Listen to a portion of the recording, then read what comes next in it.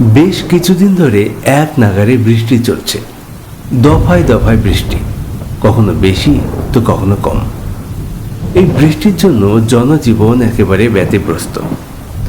বাইরে বেরোতে গেলে রেনকোট বা ছাতা সঙ্গে রাখতে হচ্ছে। রাস্তাঘাটে জল, কাদা এইসব মিলিয়ে মানুষের জীবন একবারে দুর্বিষহ হয়ে গেছে। যদিও বর্ষাকাল, বৃষ্টি তো হতেই হবে। আজকের গল্পটা এমনই এক বর্ষাকালের। আজ থেকে প্রায় বছর 15 আগে এই ঘটনাটি ঘটেছিল। এই ঘটনাটি পাঠিয়েছেন অতীন্দ্র মালিক। ঘটনাস্থান বাঁকুড়া জেলা। অতীন্দ্রবাবু জানিয়েছেন ঘটনাটি সম্পূর্ণ সত্য। এই ঘটনাটি ঘটেছিল তার মাসির সাথে।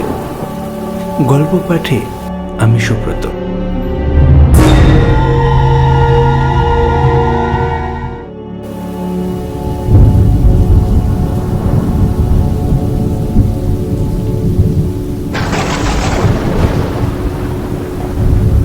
সন্ধ্যে থেকে যেভাবে বৃষ্টি হচ্ছে, মনে তো হচ্ছে বৃষ্টি আজকে আর থামবে না। রাস্তাঘাটের অবস্থা যা খারাপ, রাস্তায় অনেক জল কাদাও জমে গেছে। আজকে বোধহয় তো দিদিমণি আর আসবে না রে বাবু। এ কি মজা, আজকে দিদিমণি আসবে না, পড়তে হবে না। এ এ অত মজা পাবার কিছু নেই। দিদিমণি আসবে না তো কি হয়েছে, তুই পড়তে বস। দূর, ভাল লাগে না। বিকেলে তো একবার পড়লাম, এখন ছুটি দাও না মা। এখন আমি আর নাই বা পড়লাম। না না, কদিন পর পরীক্ষা, পরীক্ষাটা একবার হয়ে যাক, তারপর না হয় কদিন ছুটি নিবি। যা যা, পড়তে বস। ধুর, সারাদিন খালি পড়া আর পড়া, আমার একদম ভাল লাগে না। আমি বাবার কাছে যাচ্ছি, বাবার কাছে আজকে গল্প শুনবো। ওহ, এই ছেলেটাকে নিয়ে আর পারি না আমি। যা করার করগে যা, পরীক্ষার রেজাল্ট যখন খারাপ হবে তখন বুঝবি। বাবু মানে তার ভালো নাম হলো বাপন। বাপনের সন্ধ্যে 7টা থেকে টিউশনি পড়া থাকে। একজন দিদিমণি বাড়িতে পড়াতে আসে। এখন সন্ধ্যে 7:30 বাজে। দিদিমণি এখনো আসেনি। আসবেই বা কি করে? যেভাবে বৃষ্টি হচ্ছে, এত বৃষ্টির মধ্যে বেরোনো একেবারেই অসম্ভব। পাশের ঘরে বাপনের বাবা ছিল। বাপন তার কাছে গেছে গল্প শুনতে।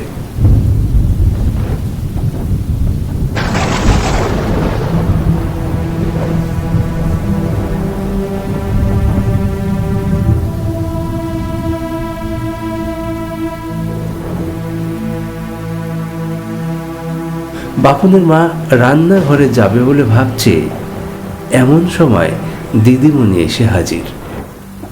ঘরের দরজার সামনে এসে চুপচাপ দাঁড়িয়ে আছে। কাউকে ডাকছেও না, কোনো সাড়াও দিচ্ছে না। আরে আরে, তুমি কখন এলে? এসো এসো, ঘরে এসো। এত বৃষ্টির মধ্যে বেরোলে কি করে? আমি তো ভাবলাম তুমি আজকে আর আসবেই না।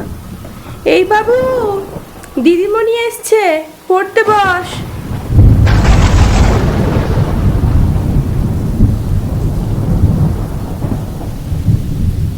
বাপন বেশ মজায় ছিল। দিদিমণি পড়াতে আসবে না ভেবে বেশ আনন্দ করছিল। কিন্তু দিদিমণি এসে যাওয়ায় তার আনন্দ নিরানন্দ হয়ে গেল। আর কি করা, পড়তে তো বসতেই হবে। সে দিদিমণির সামনে পড়তে বসেছে।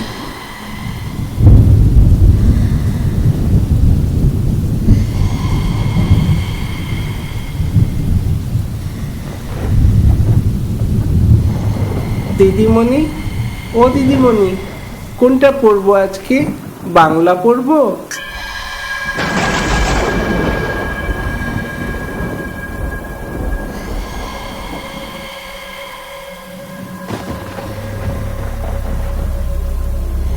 দিদিমণি আসার পর থেকে কোনো কথা বলছে না, চুপ করে বসে থাকছে।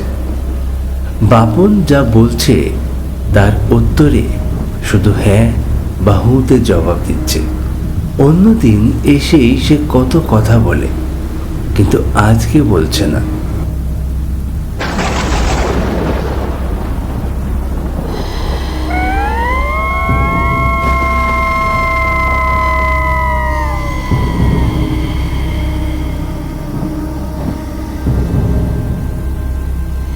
বাপন অনেকক্ষণ ধরে এই ব্যাপারটা বুঝতে পারছে। দিদিমণির মধ্যে একটা ব্যাপার সে লক্ষ্য করছিল। তার চোখের কোণগুলো লাল হয়ে গেছে, চোখের মণিটা ওপর দিকে উঠে রয়েছে।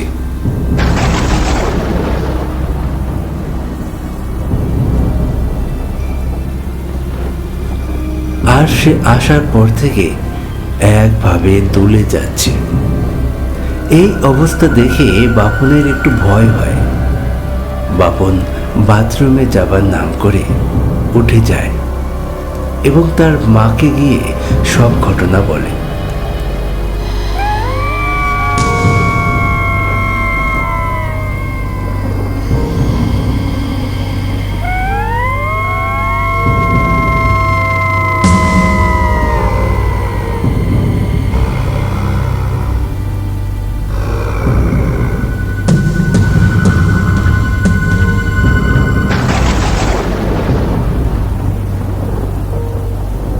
তার মা এসে দেখে সত্যিই তাই, তার দিদিমণি অস্বাভাবিক আচরণ করছে।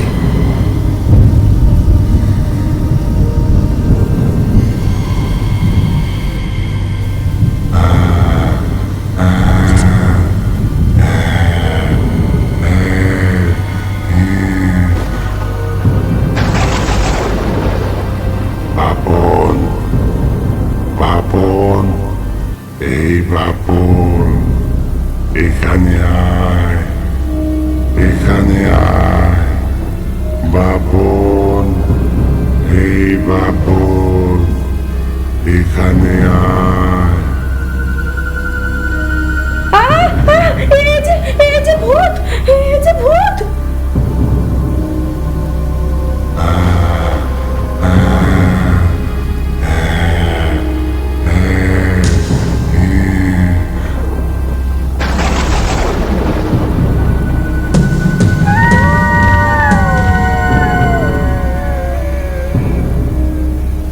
আমায় খেতে দে, আমায় খেতে দে।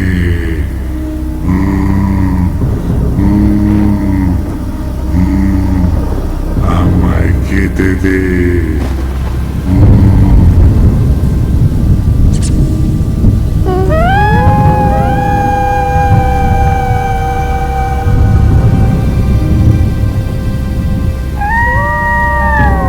চিৎকার চেঁচামেচি শুনতে পেয়ে বাপনের বাবা পাশের ঘর থেকে ছুটে আসে।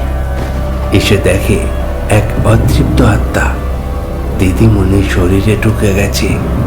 এই আত্মা সহজে ওই শরীর ছাড়বে না।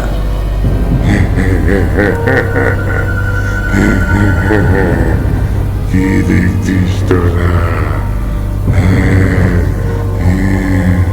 আমায় খেতে দে।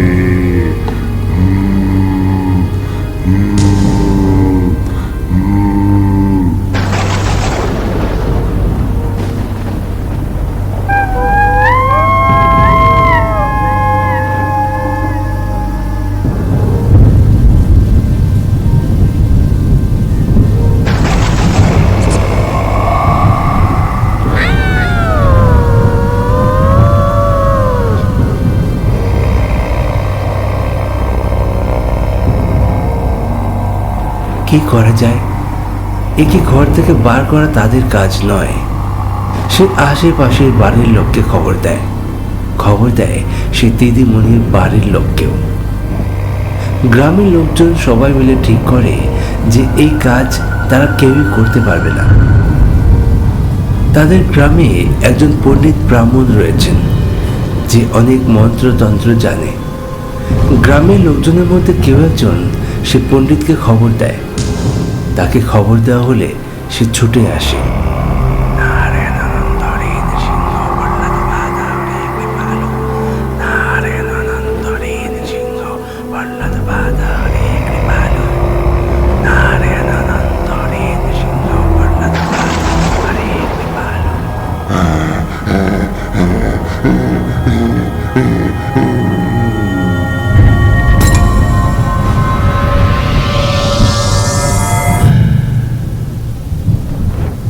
প্রায় 20 মিনিট ধরে তিনি মন্ত্র পড়ছিলেন, আর তার হাতের জপমালাটা ঘোরাচ্ছিলেন।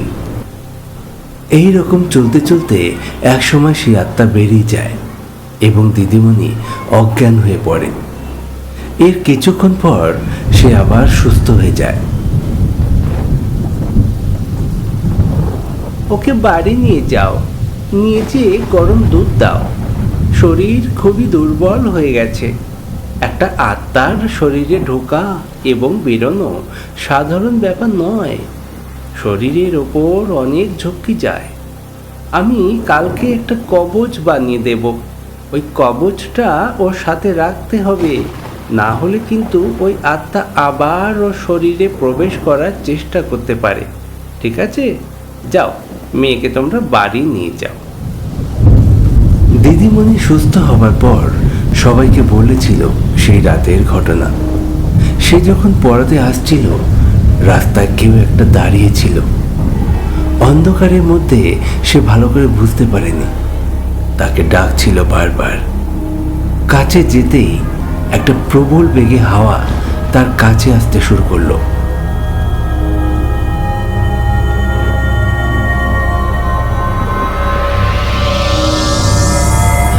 ব্যাস, তারপর সে আর কিচ্ছু জানে না।